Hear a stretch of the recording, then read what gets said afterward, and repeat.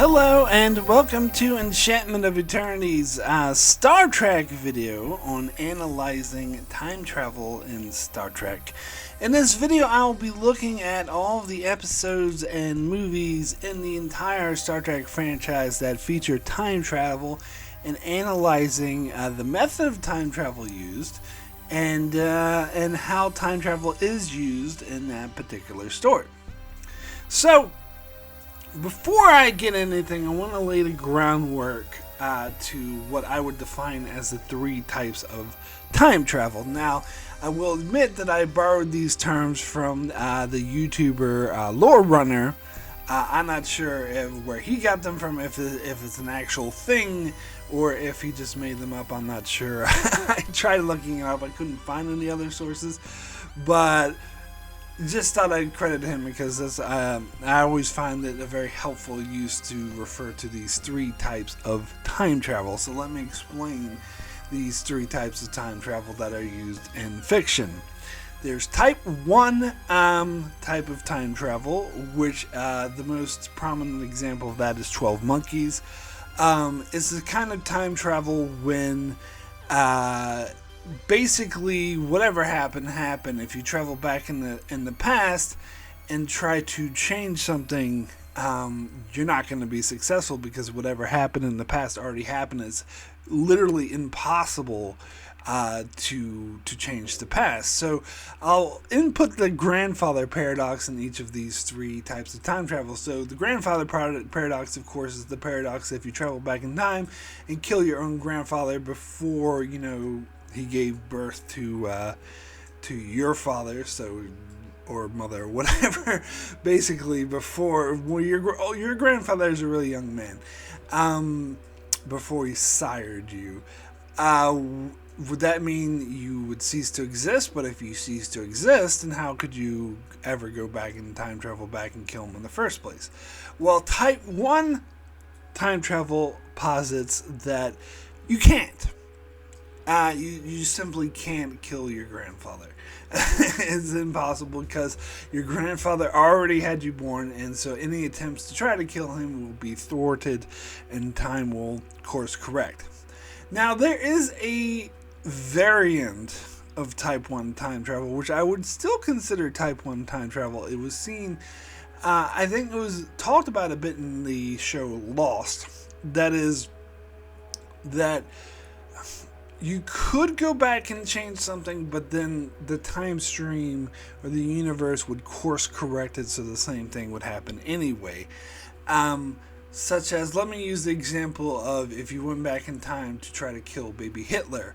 So if you went back in time and you killed baby Hitler, then another person would actually just take his place and fill the same role that Hitler filled in history. Therefore, the timeline would not be altered in any such way. Everything that was meant to happen would happen. That's sort of the time stream sort of course correcting. Lost used it in the way that if you went back in time and saved someone's life, then they would just die the next day. If you tried to save them then they would just die of something else because they're destined to die, and this happens to sort of fix the time stream so it can't be tampered with. I would call that a variant of type 1 time travel. But I think the 12 Monkeys method is more of, you just can't. The past has already happened and can't be changed, period. So then there is type 2 time travel, which is the most common time travel seen in fiction. I think Back to the Future is an example of type 2 time travel. It's not type 3, which I'll get to later. Some people said, Back to the Future 2 uses type 3. And actually, it doesn't. But I'll talk about that later. It's type 2 time travel. So type 2 time travel posits that, let's put the grandfather paradox. If you travel back in time and you kill your grandfather, that means you altered the timeline. The timeline is now changed. So you'll travel back. If you travel back to the present, you no longer exist. Nobody knows who you are. because you killed you killed your own grandfather. Now, there's also variants of this. Of course, in the Back to the Future variant, they would posit that as soon as you kill your grandfather, you cease to exist, but then that creates a paradox. But then there's other variants where you are, since you time traveled, you're protected, you're like outside of the time stream, so you yourself still exist, but when you travel back to the present, nobody knows who the fuck you are because you changed the timeline to where you exist. You're just outside of time, and I'm sure there's other variants of Type 2 as well. But it's basically there's one singular timeline, and if you go back and change anything, you affect that timeline and you alter the future. But you could travel back again and put things right, and then restore the timeline to what it used to be.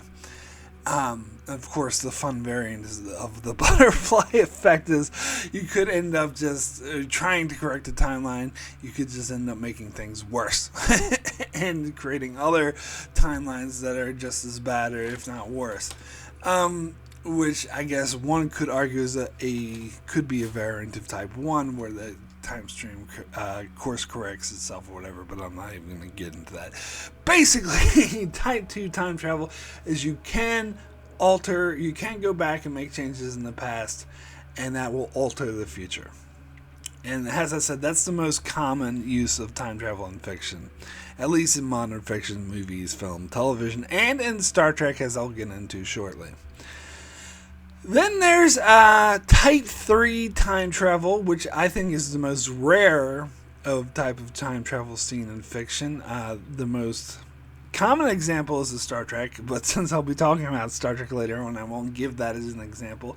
So I'll say Avengers Endgame in the MCU, although they do a slightly different variant. But basically, Type 3 time travel is if you travel, so let's do the grandfather paradox again. You travel back in time and you kill your own grandfather. That means you create a new timeline where it's like another parallel universe, basically, like another timeline that exists alongside the timeline you came from, where you never existed, because you killed your grandfather, and so that alters everything from you existing will change. But it's different in Type 2 because where Type 2 posits the future you came from no longer exists, where Type 3 posits the future you came from still exists, but now there's a whole nother parallel universe, a whole nother time stream that exists alongside your time stream simultaneously, and one could possibly hop between these two different time streams. I think it was implied, now this is just sort of, they didn't outright say it in the film, but it's implied that Steve Rogers did this at the end of Avengers Endgame when he went back he actually wanted to prevent all these different time streams from creating, so he took the Infinity Stones back to where they would go so that they wouldn't create other time streams that didn't have the Infinity Stones. But he decided to stay back in the past so he could have a relationship with Peggy Carter, so that created a different time stream.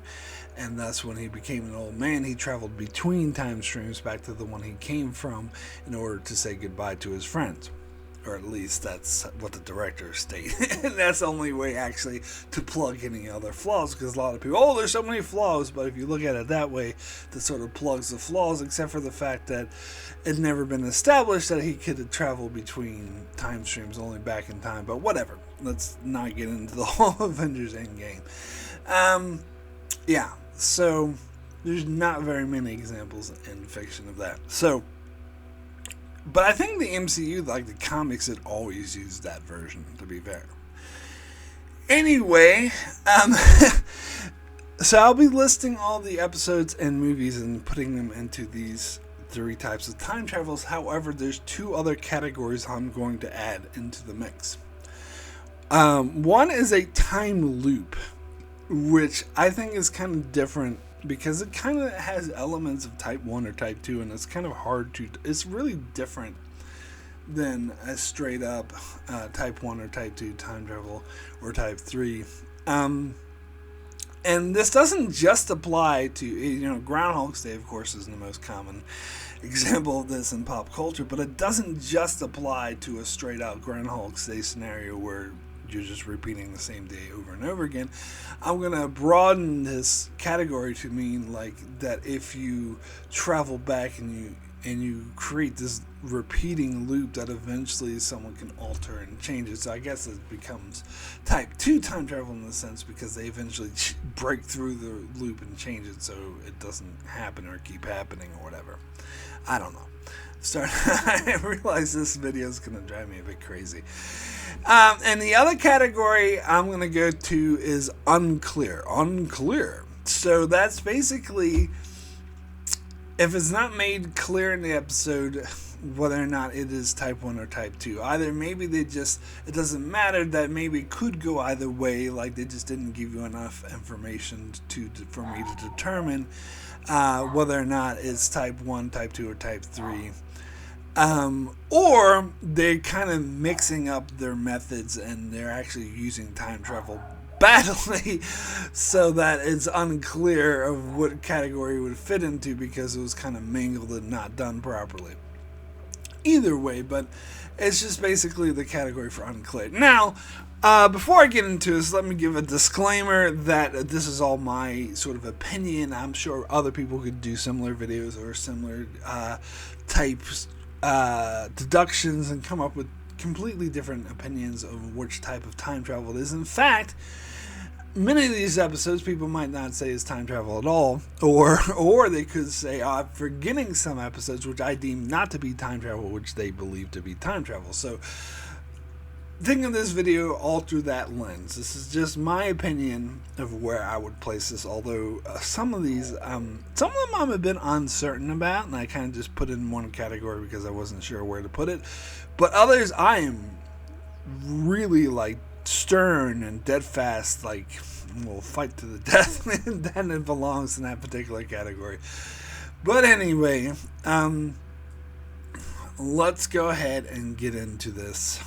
So I'm just going to list off all the episodes, all the movies, and the different types.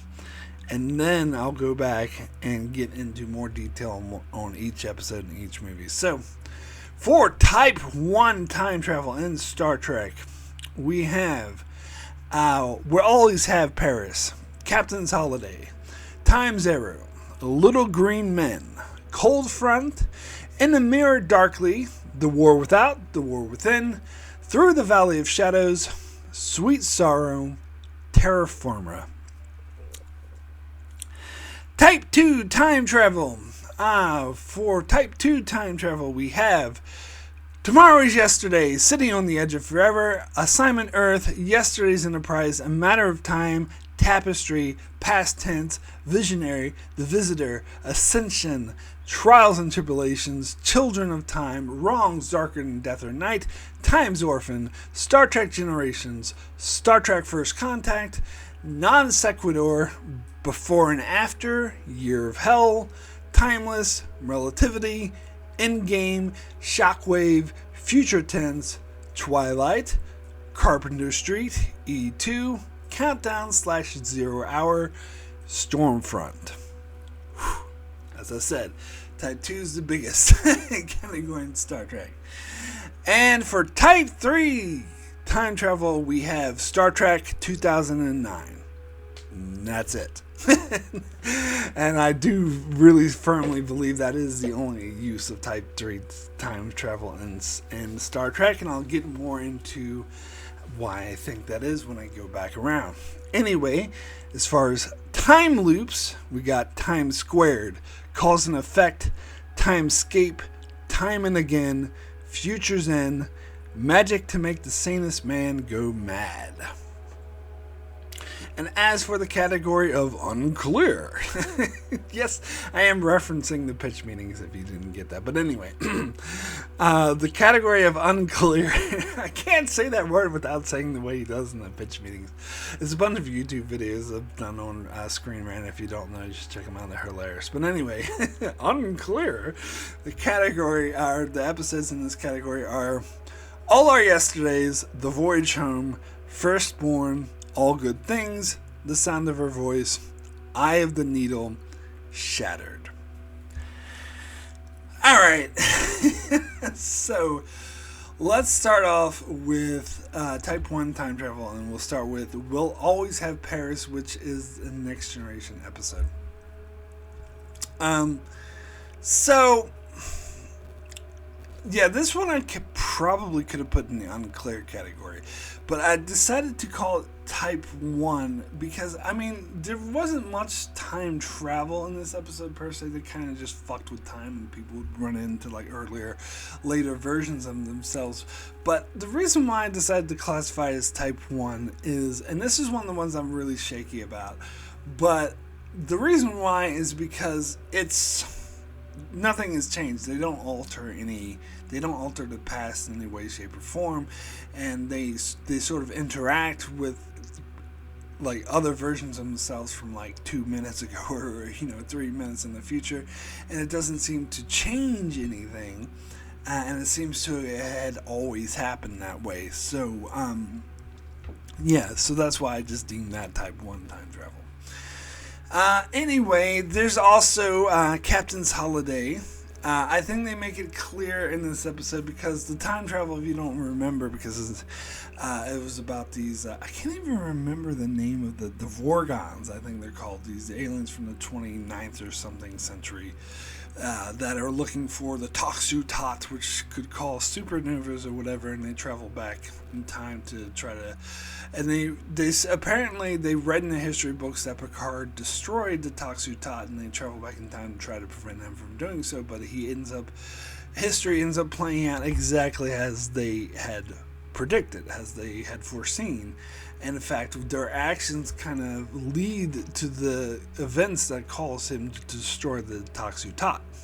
So I would definitely deem this as Type 1 time travel because it's basically what always happened, and whatever was always meant to happen, happens. Time's Arrow, I think this is the clearest cut case of Type 1 time travel in Star Trek, and I think it kind of stands out a bit that way. If you don't know the episode, they found Data's head in a cave in San Francisco. It's been there for centuries. And so they deduce that Data will travel back in time and die. And so they try to prevent it, but they can't prevent it. It ends up happening. But his body travels into the future as well, so that he just take his old head and attach it to his body and bring him back to life. But what did happen, his head did go off, and his head did lie in a cave for centuries. And in fact, Guinan was there, and so she remembers everything. It's like she purposely doesn't tell them what happened because she doesn't want to fuck with the timeline and wants things to play out exactly how they should. So, Type 1 time travel. Little Green Men, actually, I mean, this is a silly, stupid comedy episode. I don't particularly like it. I know some people do, and so it's kind of.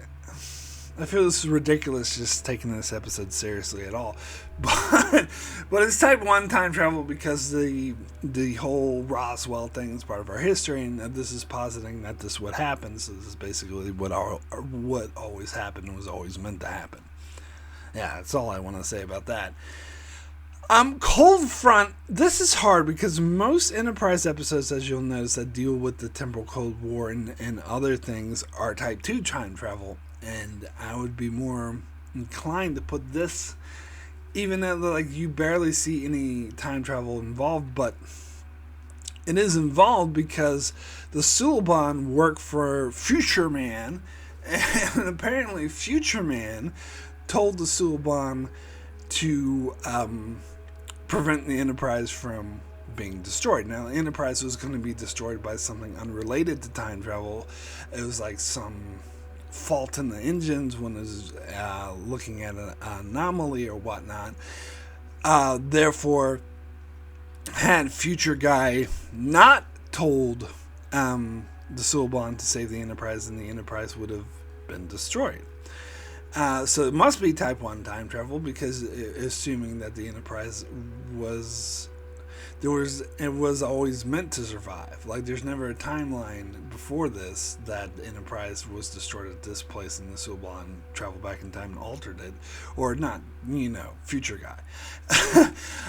So therefore, I think the closest thing I had to put this in is Type 1 time travel, because otherwise the Enterprise was never meant to exist past this point, which would alter history greatly, and that's not what the history we know from the future Star Trek shows, so this must be what always meant to happen. So Type 1 time travel.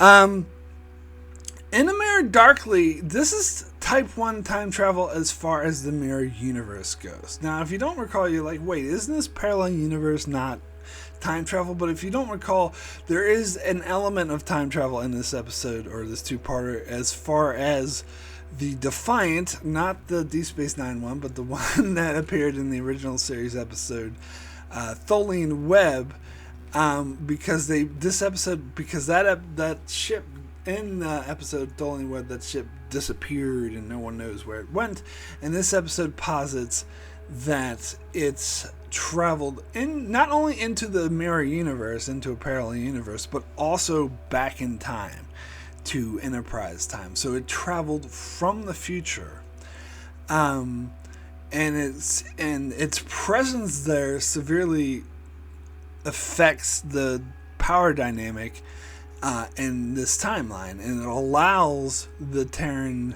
Empire to defeat the rebels. And it allows the Terran Empire to flourish, basically, under the tutelage of Empress Hoshi Sato. But anyway, so since we've seen the Terran Empire in Mirror Mirror, which takes place in the future, then obviously this was always meant to happen. Because without, you could argue that maybe without the Defiant, they could have crushed the rebellion anyway, but that's not really the impression I get from this episode. The episode seems to imply that this future ship is what allows them to defeat this rebellion. So without this future ship, then the rebellion could have won. And so that's why I had to deem it Type 1 time travel, because we already know that the Terran Empire exists in the future of the Mirror Universe.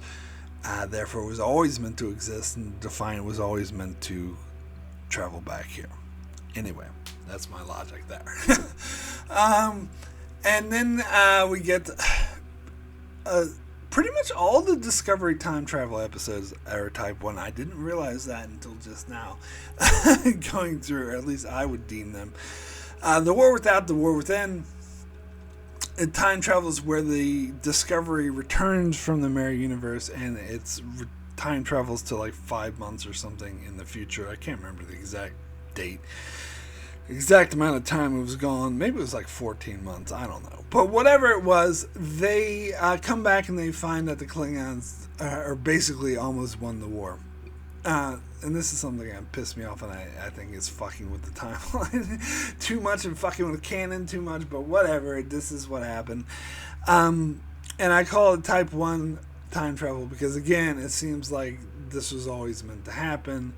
That because it doesn't change things, it doesn't change the future, that Discovery traveled 14 months in the future or whatever, so it seems like this was always what's meant to happen in the sequence of events here, where Discovery is really single-handedly responsible for stopping the Klingon War. This is always how it was meant to be. So there is then Through the Valley of Shadows, which deals with this Klingon sanctuary, which is kind of out of time, where you have Vok's son, who is now a grown man, whereas like a few months ago was a baby, and so that kind of has a sense of what's always meant to happen happens. But moreover, Pike sees a vision of the accident that he will go through, where he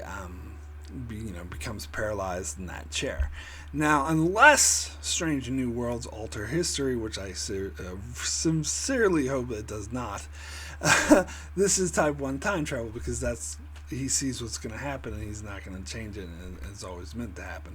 Although, to be fair, Vok's son, I can't remember his name, but he does give Pike saying an option that if you just leave now, you could avoid that future, in which case that would alter the future, so maybe it's not firmly type 1, but whatever.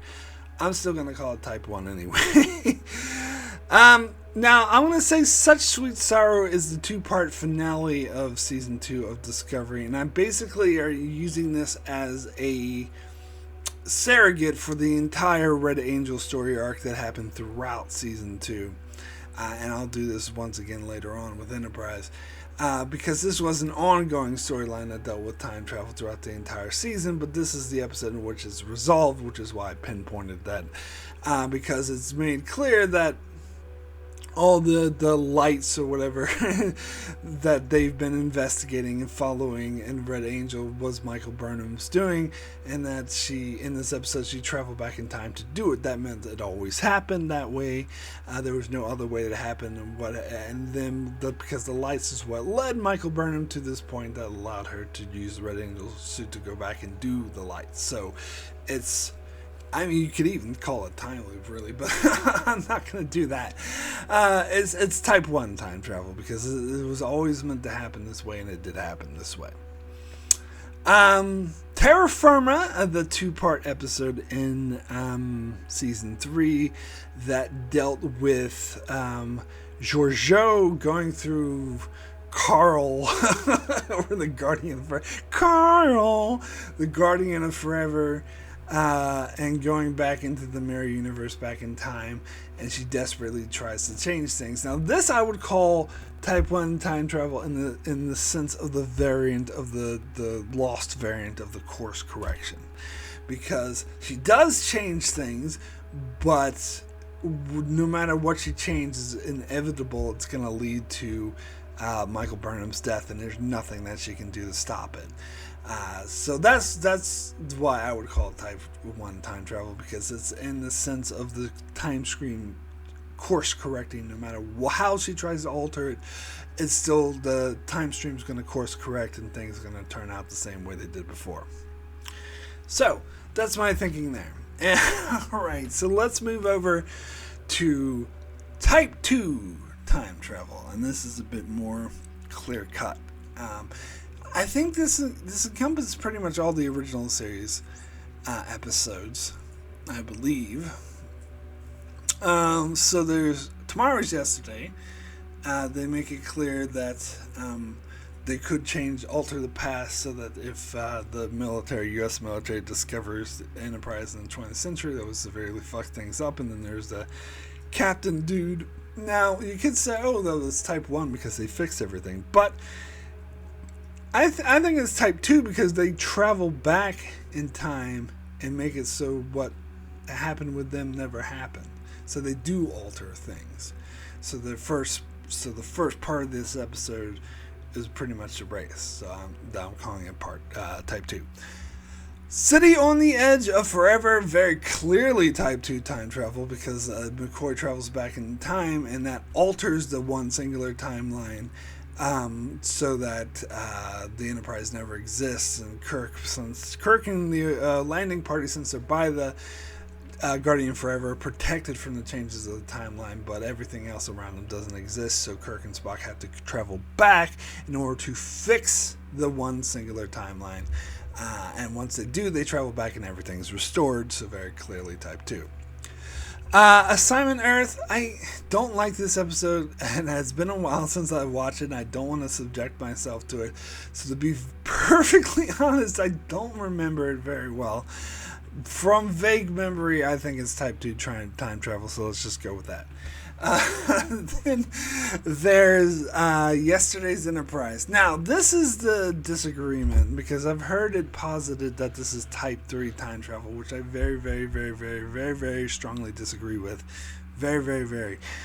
Because I think the whole point of the episode is that it's type 2. So, the Enterprise C travels into the future, and because it travels before it was able to fight off the Romulans to save the Klingons, which averted a war, but they weren't there, so the war happened. So in this alternate version of the future, or the present, if you wish. The Federation is at war with the Klingons because the Enterprise C traveled into the future and prevented this changed the timeline because it wasn't there when it should have been. So the timeline's altered, the one singular timeline, because Picard talks about restoring the timeline. He has his ready room thing. He says, let's restore the timeline. We're going to send Tal Shiar back in time to restore this timeline, and the Enterprise C is going to go back and restore the timeline. So they make it very clear that there's one single timeline that was altered by this event, and if they go back and prevent that event from happening, this timeline will be restored, which is exactly what happens at the end of the episode.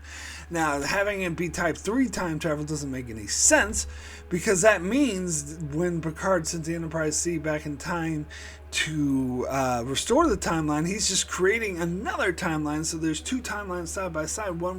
So basically, Picard died for no reason when the Klingons attacked him, because his timeline still exists, which is not what the show is implying. The show is very clearly stating that the events of Picard being killed by the Klingons never happened because they restored the timeline, because this is Type 2 time travel. Very clearly, I think. Anyway, next one is A Matter of Time. I guess it's Type 2 time travel. I mean, nothing really is altered, but the dude from the 22nd century is posing as a 26th century scientist who goes back to the 24th century, and he tries to steal things. I mean, maybe this could have been in the unclear category, because they kind of didn't make it very clear, but it seemed like they were playing by the Type 2 time travel rules, so I just put it in there. Anyway, Tapestry, there's a big asterisk next to this because it's kind of open-ended as to whether or not this actually was time travel. In fact, I remember getting into arguments with my sister about this because she did like a video where we ranked all the time travel episodes of Star Trek, and I wanted to include this one. She didn't, because she didn't think it really was time travel. Although I would argue it's just as much time travel as All Good Things, because both involve Q doing time travel things. But whatever. The end of the episode makes it ambiguous as to whether or not Picard was just dreaming and none of that stuff actually happened, or if Q actually was just invented, didn't actually make him travel back in time, he just like gave him a vision or whatever. And I think my sister, I don't want to put words in her mouth, so probably come in and say, no, that's not what I think, but whatever. But I think she would think that from my discussions with her that it was more likely just a dream or a vision or whatever, but I am more of in the camp that it was actually time travel and it did actually happen. But I personally, even though it's ambiguous, I think I would consider it time travel, because even if it's a vision of time travel where you see Type 2 time travel in action. But here's the thing, because here's the question. If Picard, and when he came back to life in the 24th century, if he called up his old cadet friends, Martha Botanites, or whatever her name is, if he called her up and was like, hey, you know that time we were stationed at that outpost when I got stabbed by Nausicaans? Did we sleep together?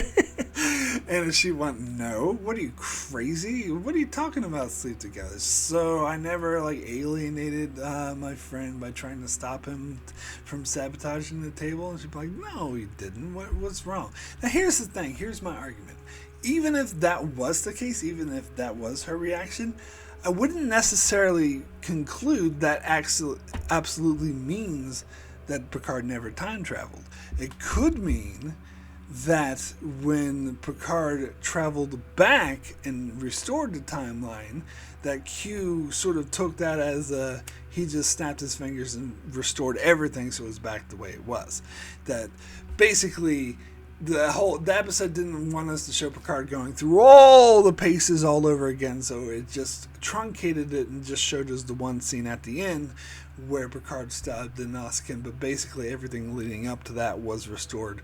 Either Picard did that himself or Q stabbed his finger, so that wouldn't mean that Picard never time traveled. It just meant that everything was restored the way it was. So he might as well have not a time travel, because it was basically he's the only one who knows it, but he did actually time travel. But anyway, it's kind of splitting hairs, really. Now I really say all this stuff out loud.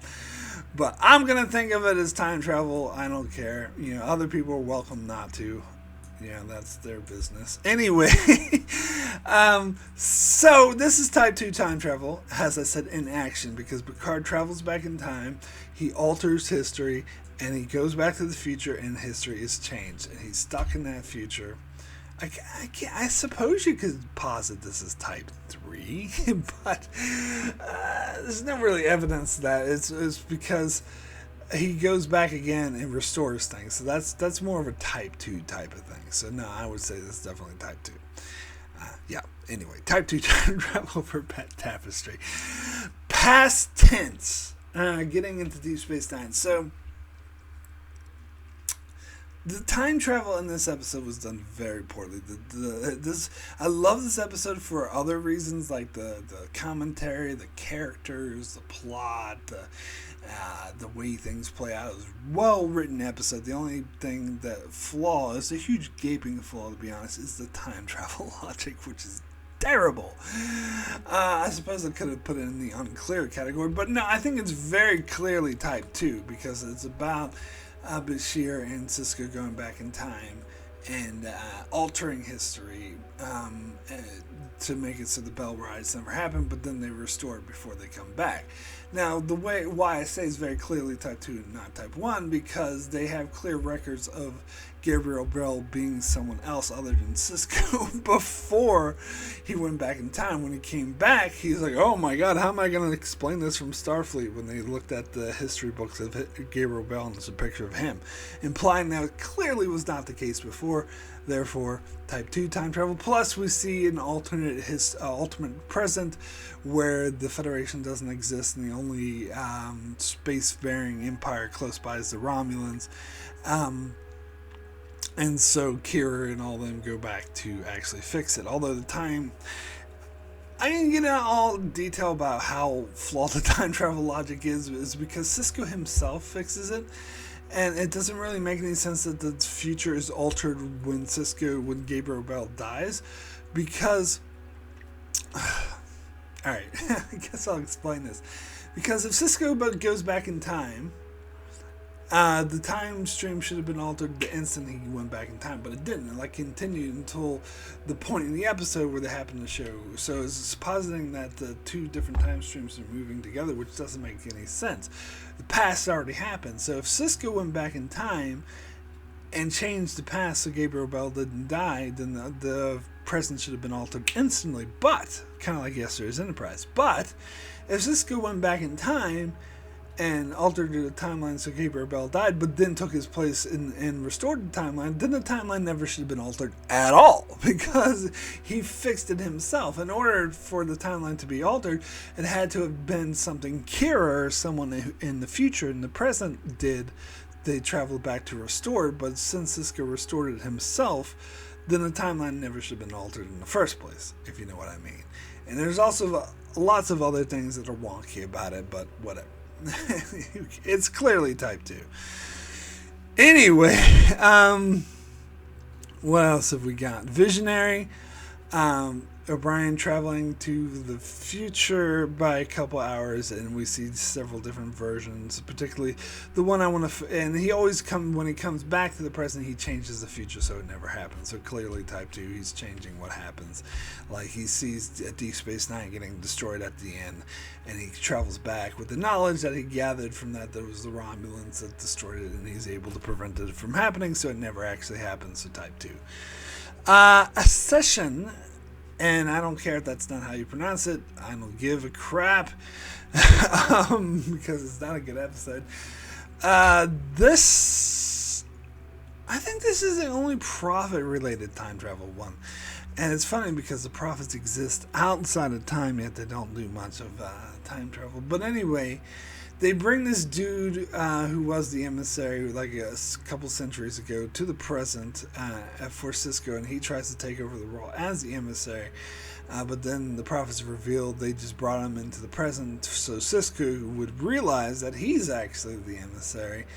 Now, I wanted to say this was type 1 time travel because it seems like that would make a lot of sense that the dude from the past, the Bajorian guy from the past, was always meant to go and meet Cisco and come back. But they have a line at the end of the episode where Cisco says, talks to Kira, it's like, oh, you should see there's new poetry that written by the emissary guy that wasn't there, that didn't exist before, now it exists. So clearly his time with Cisco changed him, and he went back in time and wrote this poetry that never existed before. So type 2 time travel. Yeah, you were so close to being type 1. Shame on you. And anyway, Trials and Tribulations, even though they didn't change the timeline, it's very clear in this. It's made very clear in this episode that the timeline could be changed, and that's what creates the whole threat. Because the armed Darwin tries to assassinate Kirk, and that would alter the timeline. It's just Cisco and the crew managed to stop him from doing so the timeline actually never is altered, but it could be. So type 2. Children of Time is another, in my opinion, very flawed time travel logic. In fact, I don't even like this episode because it actively prevents me from liking this episode, which I know a lot of people disagree with me on. A lot of people love this episode, but I don't, because I think the time travel logic is too flawed. Because Defiant land on this planet where they find their descendants, because apparently they're about to travel back several centuries back in time, where they'll crash on this planet and they'll create a whole society that will grow up and become their descendants, which they're meeting right now. But they alter the time stream by not traveling back in time, and therefore the people, their descendants, cease to exist. But if they never traveled back in time in the first place, then those descendants never should have existed in the first place, and they never should have met them. I don't know. I think that's a flawed logic. It creates a paradox, because they posited something that would have made sense, where Dedrin came up with a plan to create like two Defiants, where the one would travel back in time, but one would go back to the Alpha Quadrant, so we could have a show. And if they had done it that way, then it would have made perfect sense. But then they revealed that Dedrin, whatever his name was just lying, and that was never feasible. And so that kind of ruins the whole episode for me. And they just did it just so they could have this dark episode where everyone ceases to exist, except it doesn't make any sense because the Defiant never traveled back in time. They never should have existed in the first place. So the Defiant should have never met them. When they went to the planet, it should have been empty. But whatever. I don't. Creates a paradox. But then you say, oh, but it was the future Odo who changed it so it never happened. But if the future Odo who changed it so it never happened, then it's a fucking paradox. Anyway, and they could have avoided this if they just did Dedrin's plan. Anyway, let's get into the next episode with Wrongs Darker Than Death or Night. This is another episode I despise, but time travel logic is, I think, pretty sound. It's just a really reckless use of time travel.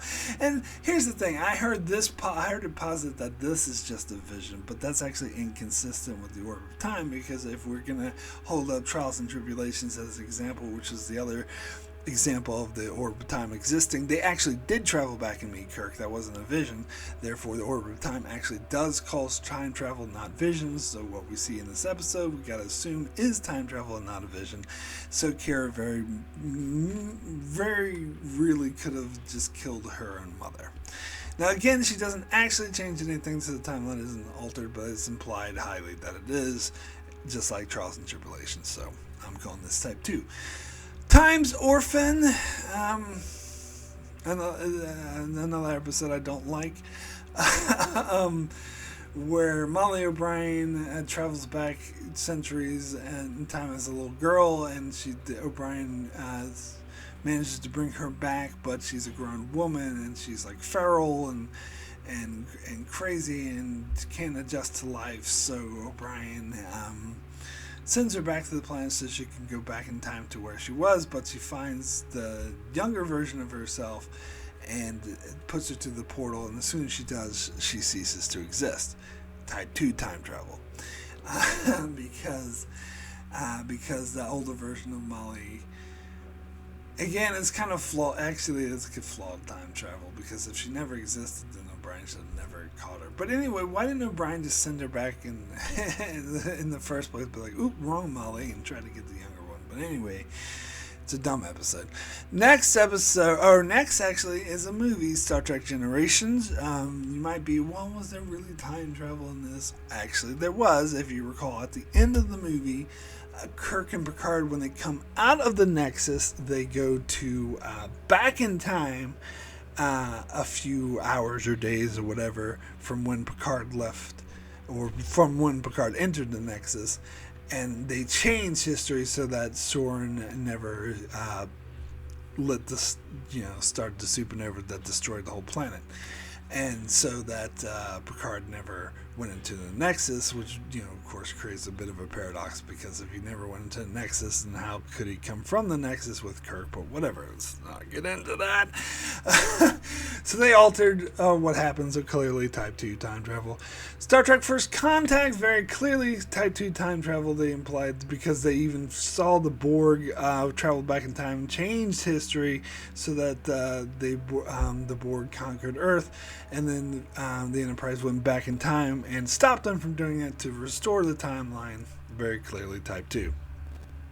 Non sequitur, the Voyager episode where Harry Kim's shuttle fucks up with the timeline and creates an alternate time stream where he is back on Earth, but he's not with Voyager, and Tom Paris is a loser or whatever.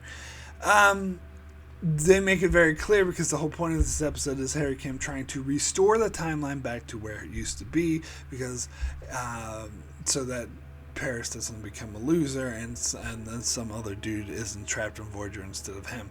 So very clearly Type 2 time travel. Before and after, another episode I don't like because it's just too much of a cheesy soap opera. But anyway, Cass is at the point of her death, is injected with something that makes her travel backwards through time.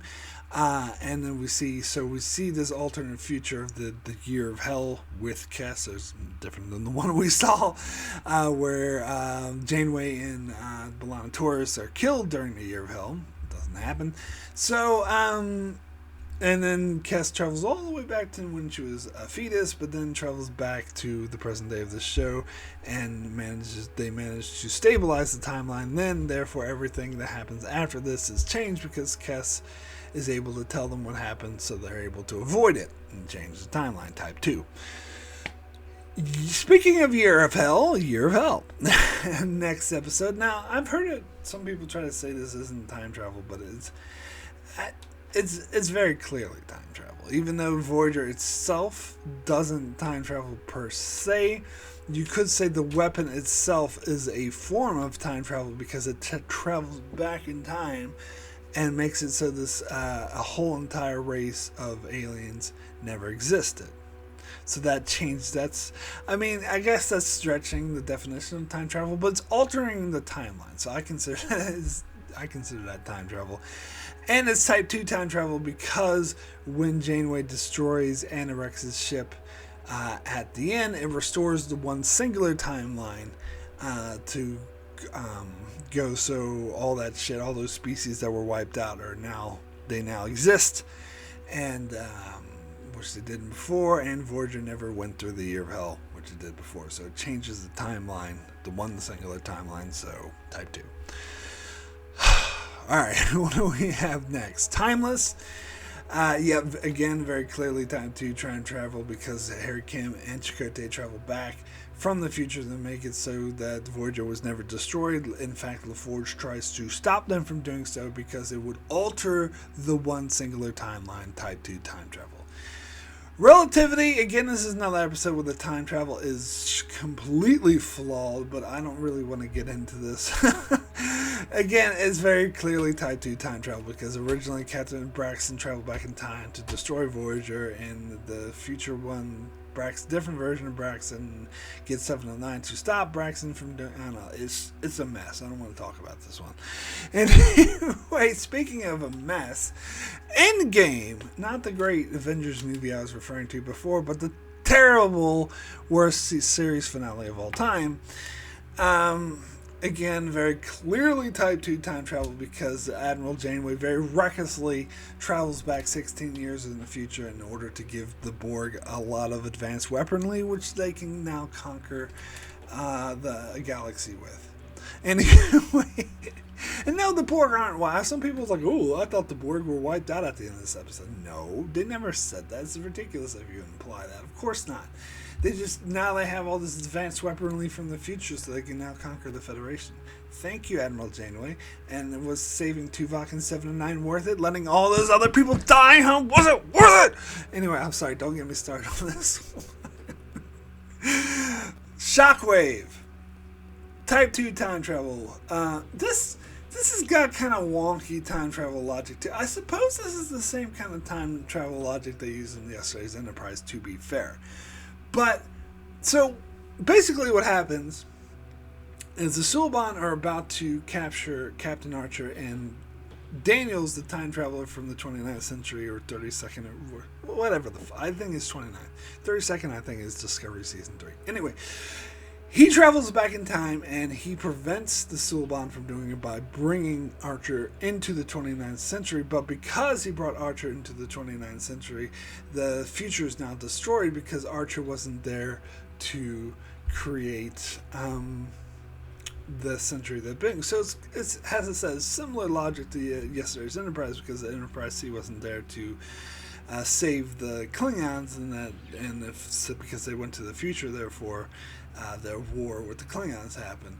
But here's why I have an issue with it, though, because we've seen other various examples of time travel of people traveling, like Picard and other people traveling to the future, but they come back and everything's fine. It's not like as soon as they travel to the future, that means Picard wasn't there the entire time, so they altered the future just by traveling to the future. That's what they're positing here, that Archer traveling into the future is what altered the future.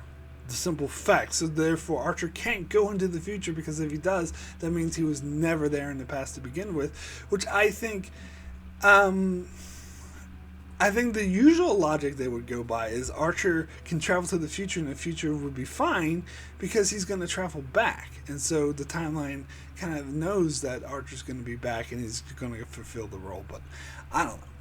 I'm giving myself a headache now. Anyway, let's get into future tense. It's kind of on the cusp if you even want to call this time travel episode. But it features I don't know, he's not even a human, he's like multi-raced being from the future that traveled, and it's just his dead body in a ship. But I think this is type 2 because I think it clearly changed from happening, because of when Trip calls the future is able to grab the ship and bring it back into the present. I mean, I suppose you could argue it's type 1 that maybe this is always meant to happen, but it seems more of a type 2 feel to me. Anyway, Twilight. Very clearly type 2. I think I skipped over a Deep Space Nine episode. Alright, hold on. Let me do Twilight first, and I'll go back around to the Deep Space Nine episode, because it's similar to this one. Actually, I'll do them both at the same time. The Visitor. I skipped over The Visitor. And Twilight are similar because they show a future. Now, in both of these cases, the future, their time travel isn't involved until the end of the episode when they actually restore the timeline. So this alternate future that we see actually happens because there's no time travel before that. In the case of The Visitor, it's Cisco dies or is trapped in a subspace realm or whatever. So no time travel, but it creates this timeline, goes as normal, but Jake grows up without his father, and all this other stuff happens because Cisco wasn't there. And same thing with Twilight is that Archer becomes like the good dude from Memento and loses his memory so that alters the time, or that changes that. I wouldn't say alters the timeline because there's no time travel yet. It plays out the way it was meant to play out, where Earth is destroyed because Archer was incapacitated with his memory problems. But in both cases, they time travel back from the future at the end, and they actually changed the timeline from when it's meant to be. So that's why it's type 2. So they actually, in both cases, the timeline was supposed to be fucked, but people from the future traveled back and altered it. In one case, it's Jake cut the cord, which slingshotted Benjamin Sisko back to the moment before the accident, so he was able to prevent the accident from happening. So he changed the time stream so that all this shit with Jake losing his father never happened. Same thing with Archer in Twilight.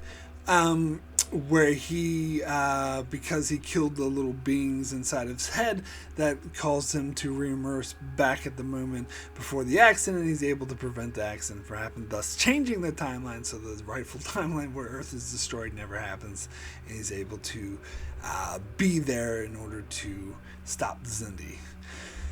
Okay. I don't know, that's my logic. Then we get into Carpenter Street. This is, again, clearly type 2. I mean, I suppose I could have put this in an unclear category because nothing's really altered. You could say that the Zendia had always gone back in time and hired this shady dude to abduct poor people and prostitutes and steal their blood. But I don't know, just the feel of it, especially the way that Daniels grabs T'Pol and Archer and saying you have to go back and restore this, that has a really strong type 2 feel to it. So I think it's a type 2 time travel. E2, very similar to Children of Time, where in fact it kind of rips off the premise. Where Enterprise apparently meets the Descendants because apparently it's going to enter this anomaly that makes it go back in time, and they're never able to finish their thing with the Xindi. But I think what Enterprise does, since they never go back in time, their descendants never exist. Kind of the same thing, Children of Time anyway. Countdown and 0 Hour. Again, this similar to what I did with Discovery. This is kind of a surrogate for the entire Xindi story arc, because the entire Xindi story arc is about these sphere builders from the future that altered in timeline, because apparently, like Daniels even states, this war with the Xindi is never supposed to happen, which kind of fucks up Star Trek Beyond, but let's not get into that. That the war with the Xindi was never supposed to take place, but the sphere builders altered the timeline by communicating with the Xindi and telling the Xindi that humans are the ones that will destroy them, so they need to destroy the humans first. And so they altered the timeline. So there's 7 million people, Daniels didn't save them, like Trip's sister, that died in that Xindi, test, whatever. That wasn't supposed to happen. So that could have altered the timeline. But anyway, so the sphere builders altered the timeline, and I guess the Enterprise restored it by defeating the sphere builders and making peace with the Xindi, so that Earth is never destroyed, so that the Federation and the Xindi will be at peace like they were meant to. But they kind of came at it from a different way, so it is clearly type 2. Alright, then there is Stormfront, which deals with the Temple Cold War. They travel back to an alternate version of World War II, because apparently the people are just, the Temple Cold War is fucking with the timeline in all sorts of ways, and some other people even have nothing to do with them altered the timeline so that the Nazis won the war. And apparently Archer needs to stop Vosk from starting the Temporal Cold War or the Temporal War, I should say. It's a hot war that he's trying to start. He needs to stop Vosk from starting the hot war in the first place.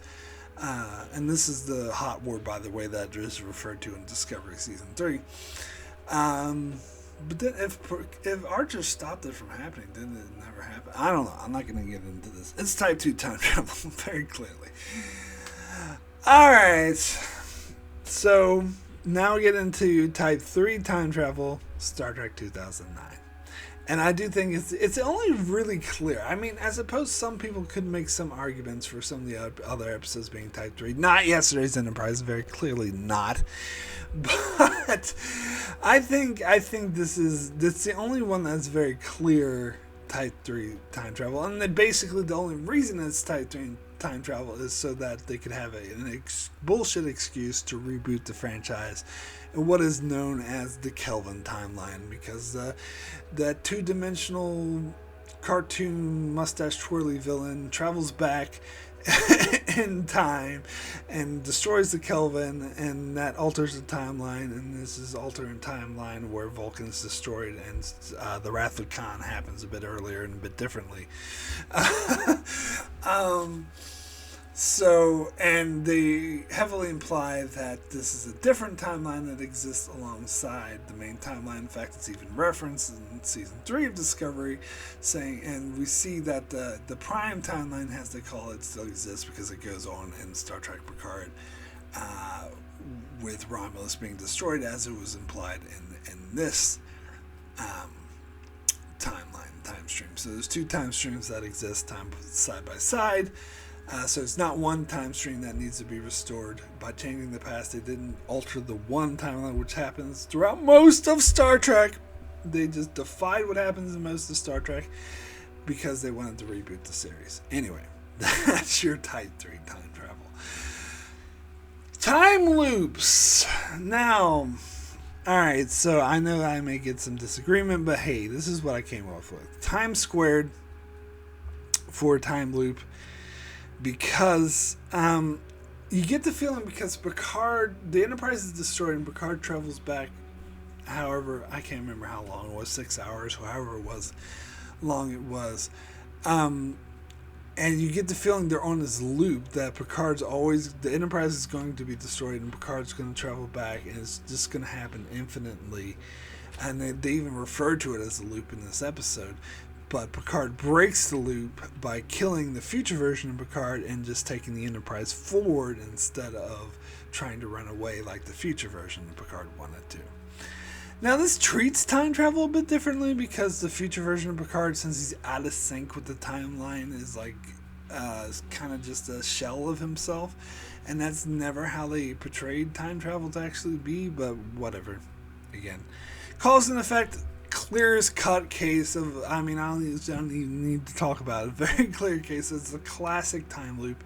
It came out before the Groundhog's Day.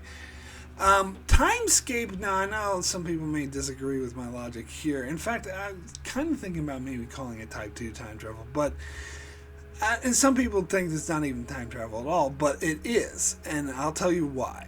Because if it was just about time, because in this episode meet these aliens who exist outside of time, so there's pockets of space where time moves differently.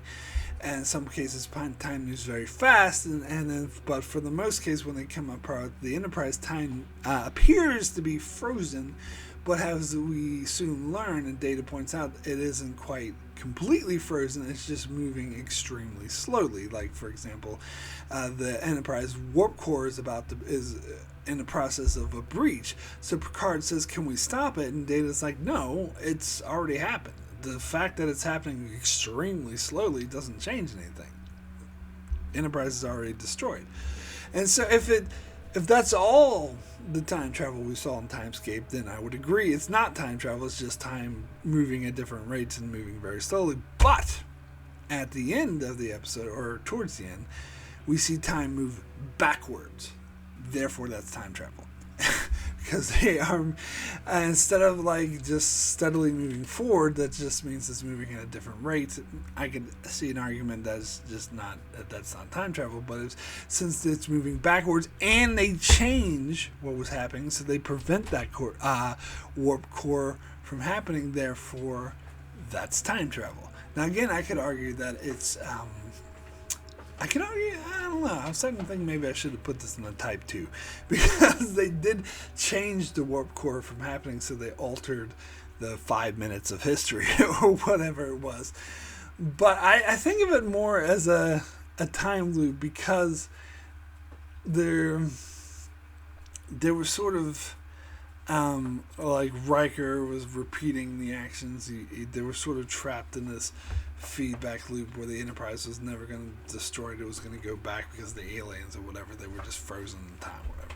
I don't know. I'm starting to change my mind. I think I should have called it Type 2, but whatever. We'll just call it Time Loop. Time and again. Yeah, when I think about this episode, I think maybe it is a time loop that they break because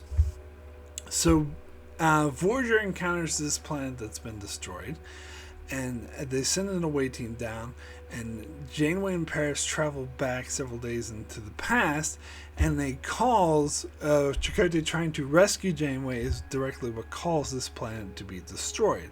So you could say it's a type 1 time travel, but then Janeway realizes what's happening and prevents it from happening, so it never happens, and then that's a type 2 time travel. So I think of it more as a loop that Janeway broke. So it was kind of like it would have repeated that Voyager goes to this planet that's been destroyed, travel back in time, and then destroy it. But then Janeway breaks the loop by choosing not to destroy it, and thus everything's restored. It's kind of shaky logic there too, but whatever. It's definitely not type 1 time travel. Anyway, we get into Future's End. This is very flawed logic. I decided to throw it into the time loop category because they treat it as if it's type 1 time travel, because. All right, so here's the thing. Captain Braxton shows up to destroy Voyager because he says that they will cause some kind of disaster explosion in the 29th century. So he travels back in time to prevent that by destroying Voyager, but Voyager, of course, doesn't want to be destroyed, so they fight back, and then fighting back causes both ships to be flung into the 20th century, where they get stuck there, and then some billionaire inventor, or becomes a billionaire because he finds the time ship. He uses the time ship, and he's the one who travels into the 29th century and causes disaster, and him traveling into the 29th century causing disaster is what causes Braxton to go back to destroy Voyager, which causes Voyager to go back to the 20th century, which causes the CEO guy to find the thing and go to the 29th century. You see how it's a loop. But the time travel logic doesn't make sense because they break the loop for no reason. There's nothing it seems like the loop never should have happened in the first place, because Janeway prevents the CEO guy from going to the 29th century. So if she did that, then she never should have ended up in the 20th century in the first place, and if she never went to the 20th century, that means the CEO guy never went to the future. If he never went to the future, then Braxton never went to the past and never brought her. It gives me a headache. So none of it should have happened. So I guess they could have maybe fixed this a bit more by having, once Janeway prevented the CEO from coming back from going to the future, then this should have changed history, so none of it never happened. But that's not what happened. What happened was she was still in the 20th century, but Braxton showed up and it's oh, I see you're here where you're not supposed to be. Let me take you back to the 24th century. And this version of Braxton had no knowledge of the events because they said the timeline had been changed. But if why did the timeline ever happen in the first? I don't know. It's flawed logic, this up. And so we can have Sarah Silverman make some jokes with Tom Paris. That's it. Anyway, what else have we got? Magic to make the sanest man go mad. This is another very clear cut, kind of cause and effect example of a time loop that's meant to be a time loop, and that's it's a time looping device. So there you go. Unclear. As for Unclear, we have all our yesterdays, which I say is unclear because this could be type 1 or it could be type 2. They never really say, because history is not really altered by... So in this episode, the star's about to go nova, so the civilization comes up with an ingenious way to save themselves by traveling into the past. I gotta think it should be time 1, since them traveling in the past didn't actually alter anything. But you do get the sense when that dude is like, there are witches, is hanging out with Kirk, is like deathly afraid of Kirk mentioning anything about the future because he doesn't want the timeline to be altered. So it implies type 2. So yeah, I'm unclear about that one. Then there's the voyage home. I put that as unclear because, in fact, they actually kind of toy with this idea itself, and the scene where Scotty gives this dude, with the big, huge glasses, I can't remember his name, who screams at his secretary, Madeline, "Not now, Madeline! Hello, computer." He gives that dude the technology to create a transparent aluminum. I fucking can't say that word. Anyway, gives him that technology. I'll just say aluminium, as the British say. Anyway, he gives that dude the technology, and then McCoy sets him aside. It's like, look, Scotty, aren't we changing the past by giving him this technology? And Scotty's like, wait, how did we know he didn't invent the bloody thing? So, that was a terrible Scottish accent. It sounded more Indian. Anyway, so they actually toy with is it type 1 or type 2? They don't even know. And so they don't change the past, but just because they didn't change the past doesn't mean they couldn't change the past. Or maybe they did change the past, just in small ways we're not aware. Or maybe they didn't, and maybe maybe that dude was supposed to invent transparent aluminum. So, unclear. It doesn't really matter to the purpose of the movie anyway. Firstborn I put as unclear because Alexander travels from the future to change history so that Alexander becomes more of a warrior, so that Worf never dies. But he doesn't succeed, and Worf sends him back, so he doesn't actually change the timeline. Now there are a few minor things that could have changed by him being there, or maybe they weren't changed. Maybe they were always supposed to be that way. Well, I don't know. So it's unclear. All good things. As I said, this is kind of similar to Tapestry, where this all could have been a vision by Q. It could have all just taken place in Picard's head because no one else other than Picard is aware of the time travel. But let's say for the sake of argument, it was time travel. It could either be type 1 or type 2. This is why it's unclear, because Picard does make changes, like when he travels back to encounter a Farpoint, but those changes don't affect the present or the future. So it's like each timeline is being protected. So it's... Yeah, so that is a bit confusing. If he's making changes, did it really happen that way? And the whole concept of the anti-time anomaly is that it was always meant to happen because him starting the tachyon scan each timeline is what causes it. So it must be type 1. But then Picard makes changes to timelines that don't actually change, and then he stops the anti-time anomaly from existence, so that's type 2. Yeah. That's why it's unclear. It's just the vision Q gave him. I don't know. The sound of her voice... yeah, they don't give us enough information. It could be type 1, it could be type 2. We don't know. They're talking to this woman trapped on the planet, but it turns out she's from 2 years in the past. Had she always talked to the Defiant crew, or maybe originally she didn't talk to them, but they changed the past by giving her someone to talk to right before she died? Who knows? I don't know. Eye of the Needle. Yeah, so they communicate with the Romulan, who turns out to be from 22 years in the past, and they give him some letters, but those letters clearly were never delivered. Like at the end of the episode, it's like, oh, it was ambiguous. Maybe he delivered them, maybe he didn't, but we know from when they do make contact with Starfleet, they had no idea where Voyager was, so it makes it clear he never delivered it. So maybe this was always meant to happen, or maybe they changed history. It's hard to say because they didn't really change anything. Shattered, the time travel logic is a bit wonky. Like the whole premise of this episode is a bit far-fetched.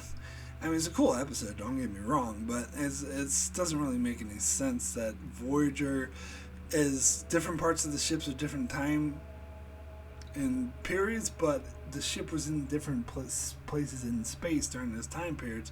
Yet they can travel to where it was with the Kazon by going into the engineering, but then they can travel to where it was with the Borg, which is a totally different area of space. And they talk about, the temporal prime directive, but again, at the end of this episode, when they fix everything, Chakotay is the only one who actually remembers anything, and so Janeway has no memory, so it seems like what he did in the past had or what he did during this weird shattered period had no effect on the timeline. Yet he changed the shattered period did happen because he fixed. I don't know. Yeah, I don't know about that one. That's a bit crazy. Anyway, whew, yeah, that's it. That's all I have. Now, as I said, I'm sure there's a lot of different interpretations of these time travel episodes. Maybe some of them, as I say, you don't consider time travel. Maybe some of them you would put in different categories. Maybe you strongly disagree with some of my logic I used here. Some of it was a bit shaky, to be fair. But, if you have thoughts on this, I'd love to hear them in the comment section below. Civilly, of course.